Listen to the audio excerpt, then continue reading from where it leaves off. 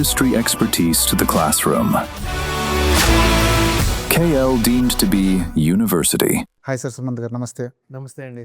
మీ దగ్గర చాలా ప్రత్యేకమైన క్వాలిటీ ఉంటుంది సార్. అది ఇండస్ట్రీలో ఉంటారు కానీ లేనట్టే ఉంటారు.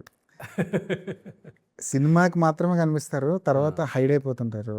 అంటే జనరల్గా సినిమా వాళ్ళకి ఈ ఫంక్షన్లు, పార్టీలు ఈ మానియా కొంచెం ఉంటుంది, కానీ అసలు మీకు ఎక్కడ అంటుకోలేదు అది. ఏదోనండి, I'm kind of private person. ఎక్కువ ఐ లైక్ స్పెండింగ్ టైమ్ ఇంట్లో. లైక్ నాకు మీరు చెప్పింది కరెక్ట్. నాకు ఎక్కువ సోషల్ యాక్టివిటీస్ ఇవన్నీ కొంచెం తక్కువే. కొన్ని వాటికి మనం తప్పదు, వెళ్ళాల్సి వస్తాయి, బట్ కొంచెం తక్కువేనండి. కనీసం మీ ఫ్యామిలీ ఫంక్షన్లు, అంటే నాగార్జున గారి ఆడియో ఫంక్షన్లో కానీ, లేదంటే ప్రీ రిలీజ్ ఫంక్షన్లో కానీ, ఇలాంటి టైంలో కూడా మీరు కనిపించరు.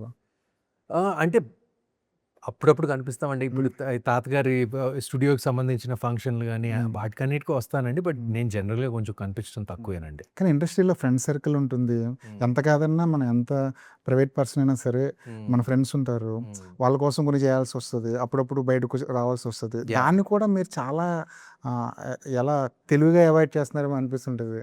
అంటే నో చెప్పడం మీకు ఈజీయా? అంటే ఎవరైనా వచ్చి ఫలానా ఫంక్షన్కి రండి, ఫలానా టీజర్ రిలీజ్ అవుతుంది రండి అని చెప్తే నో చెప్పడం ఈజీ అవుతుంది? లేదండి, నాకు ఎవరైనా నన్ను ఇన్వైట్ చేస్తే నేను తప్పకుండా వెళ్తానండి. రైట్, వెళ్తాను. బట్ నేను జనరల్గా నాకు షూటింగ్ ఇదంతా లేనప్పుడు నేను ఐ స్టే ఇన్ గోవా.